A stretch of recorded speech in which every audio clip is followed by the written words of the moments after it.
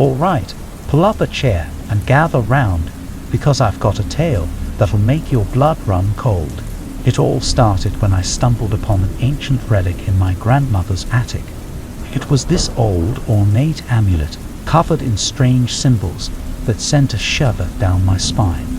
Now, my grandma never was one for fairy tales or superstitions, but even she looked uneasy when I showed it to her. She said it was a family heirloom, passed down for generations, but nobody really knew its origin or purpose. It was just one of those things you keep around out of tradition, like an old photograph or a tattered piece of cloth. But that amulet, it held a certain weight to it. It felt like it had seen things, like it had a story to tell. I couldn't shake the feeling that there was more to it than met the eye. As days went by, strange things started happening. It was subtle at first, shadows moving in the corner of my eye, whispers on the edge of hearing. I chalked it up to an overactive imagination, maybe a touch of paranoia. After all, an old piece of jewelry couldn't really be responsible for all this, right? But then, it got worse. The air in my house seemed to grow colder, like a winter chill that settled in your bones. I could hear footsteps in empty rooms, and sometimes, when I looked in the mirror, I'd catch a glimpse of someone standing behind me, just for a split second. I tried to brush it off, to tell myself it was all in my head. But deep down, I knew that amulet was cursed, and I had unwittingly unleashed its malevolent force. Nights were the worst. I'd lie in bed, staring at the ceiling, listening to the creaks and groans of the old house. It was like I could feel a presence, something lurking just beyond my sight. It was suffocating, like the weight of the past was pressing down on me. And then, one fateful night, it happened. I woke up to the sound of chanting, low and guttural, echoing through the house. My heart pounded in my chest as I followed the sound, each step heavy with dread. I found myself in the attic, the amulet glowing faintly in the dim light. It pulsed with an eerie energy, like it was alive. The chanting grew louder, more urgent, filling the room with an otherworldly resonance. I reached out to grab the amulet, to try and stop whatever was happening, but as my fingers brushed its surface, I was thrown back by a force I couldn't see. I crashed to the ground, gasping for breath, my vision squinting. And then, in an instant, it stopped. The chanting, the energy, it all vanished, leaving me alone in the cold, silent attic. I stumbled back downstairs, my body trembling, my mind racing. What had just happened? It was like the amulet had a life of its own, like it was bound to something far beyond my understanding. As days went by, I could feel the presence growing stronger. It was like it was seeping into every corner of my life, suffusing the very air I breathed. I couldn't escape it, couldn't shake the feeling that I was being watched, that something was waiting, biding its time. And then one night, as I lay in bed, I felt a cold hand on my shoulder. I jolted upright, my heart pounding in my chest. There, standing at the foot of my bed, was a figure cloaked in shadows. I tried to scream, to call for help, but my voice caught in my throat. It was like the air had been sucked from the room, leaving me gasping and breathless. The figure stepped closer, its eyes gleaming with an eerie light. It reached out a hand, fingers long and skeletal. I could feel its icy touch on my skin, like a vice closing in. And then, in a whisper that sent shivers down my spine, it spoke. "You have awoken me." I tried to form words, to ask who or what it was, but my tongue felt heavy and useless. The figure leaned in, its face inches from mine. Its breath was like a cold wind, sending a chill through my body. And then, with a sudden jolt, everything went dark. When I awoke, I was back in the attic, the amulet glowing faintly in the dim light. It was like I had come full circle, back to where it all began. But here's the twist, the revelation that still haunts my dreams. As I reached out to grab the amulet, to try and free myself from its malevolent grasp, I caught a glimpse of my reflection in the dusty mirror, and there, staring back at me, was the figure from my bedroom. It was like I was looking at a twisted version of myself, a spectre trapped in the glass. I don't know how or why it happened, but I knew one thing: I was bound to the amulet now, forever entwined with its cursed power. So, my friend, take this as a warning. Some things are better left untouched, better left in the shadows of the past. The weight of an ancient curse is not something to be taken lightly, and once unleashed, it may never let you go. You ever heard of the harrowing curse? Probably not.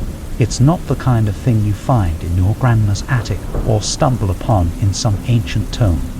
No, it's a secret passed down through my family for generations. A curse that comes with a chilling promise: certain death at an age predetermined by some unseen force. I remember the first time I heard about it. I was just a kid, wide-eyed and curious, sitting at my grandfather's knee as he spun tales of our family's dark legacy. Back then, it all seemed like folklore, a scary story to keep kids in line. But as the years passed, I started noticing things. Strange occurrences that couldn't be explained away by mere coincidence. A distant relative dying on their exact cursed birthday, each one reaching a different age, but all meeting the same grim fate. As I grew older, the weight of the curse settled on my shoulders like a shroud. It was like a ticking clock, counting down the moments of my life. Each birthday brought a mixture of celebration and dread, a reminder that my time was finite, my fate sealed. I tried to live my life in spite of it, to defy the curse and prove that I could break free from its grip. But deep down, I knew. The harrowing curse was a shadow that loomed over me, casting a pallor on every moment of joy. As the years passed, I watched my family wither and fade, each one succumbing to the curse on their fateful day. It was like a macabre parade, a procession of lives cut short by an unseen hand. And then my own cursed birthday approached, a milestone that filled me with a mixture of dread and resignation. I knew there was no escaping it, no defying the inexorable march of time. As the day drew nearer, I could feel the weight of the curse settling on my chest, like a vise closing in. It was like a spectre, haunting my every waking moment, a reminder that my time was running out. And then, on the morning of my cursed birthday, it happened. I woke up, my body heavy and sluggish, my breath labored. It was like the very air around me had turned to lead. I stumbled out of bed, my legs unsteady beneath me. It was like I was moving through molasses, each step a struggle. I tried to call for help, but my voice came out as a weak, raspy whisper. I made my way to the mirror, my heart pounding in my chest. As I looked at my reflection, I could see it, the telltale signs of the curse. My skin was pale and waxy, my eyes sunken and hollow.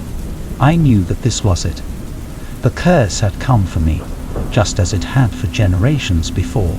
I was trapped in its inexorable grasp, a pawn in a game I could never hope to win. I made my way downstairs, each step a painful effort. The world around me seemed to blur and warp, like I was caught in a fever dream. I could hear distant voices, but they were muffled and distorted, like they were coming from another world. And then, just as suddenly as it had begun, it stopped. I stood in my living room, panting and disoriented. It was like I had been caught in a whirlwind, only to be deposited back in the same spot. I looked around, trying to make sense of what had just happened. Had I imagined it all? Was it some kind of fever dream, a trick of my overactive imagination?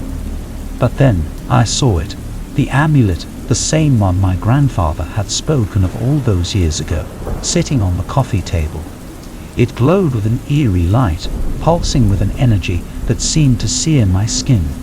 I reached out to grab it, to try and make sense of its significance, but as my fingers brushed its surface, I was thrown back by a force I couldn't see. I crashed to the ground, gasping for breath, my vision swimming. And then, In an instant, it was over. The room snapped back into focus, the amulet still glowing faintly on the table. It was like nothing had happened, like I had just emerged from a waking nightmare. I reached out to grab the amulet again, to try and make sense of its power, but as my fingers closed around it, I felt a jolt of energy shoot through my body. It was like a shock, a surge of power that seemed to course through my veins. And then I heard a voice.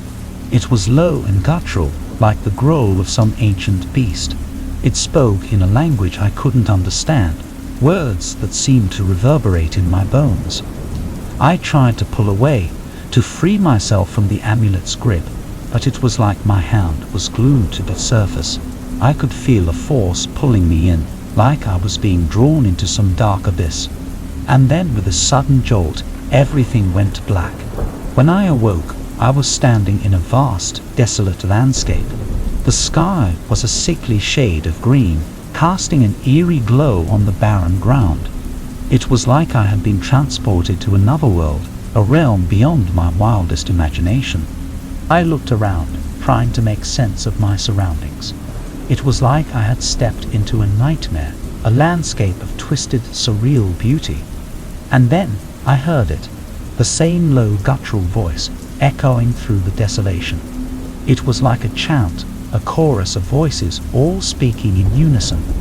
I followed the sound, my heart pounding in my chest. It led me to a massive ancient tree, its gnarled branches stretching towards the sky like the fingers of some ancient god. And there at the base of the tree was a figure cloaked in shadows. It turned to look at me, its eyes gleaming with an otherworldly light. I tried to speak, to ask who or what it was, but no words came out. It was like the air had been sucked from my lungs, leaving me gasping and breathless. The figure reached out a hand, fingers long and skeletal. I could feel its touch on my skin, like a vice closing in. And then, with a sudden jolt, everything went dark. When I awoke, I was back in my living room, the amulet still glowing faintly on the table. It was like I had come full circle, back to where it all began. But here's the twist, the revelation that still haunts my dreams.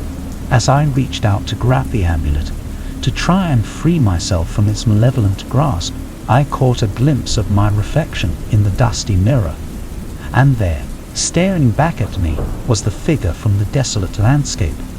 It was like I was looking at a twisted version of myself, a spectre trapped in the glass. I don't know how or why it happened, but I knew one thing. I was bound to the amulet now, forever entwined with its cursed power. So, my friend, take this as a warning. Some things are better left untouched, better left in the shadows of the past. The weight of an ancient curse is not something to be taken lightly, and once unleashed, it may never let you go.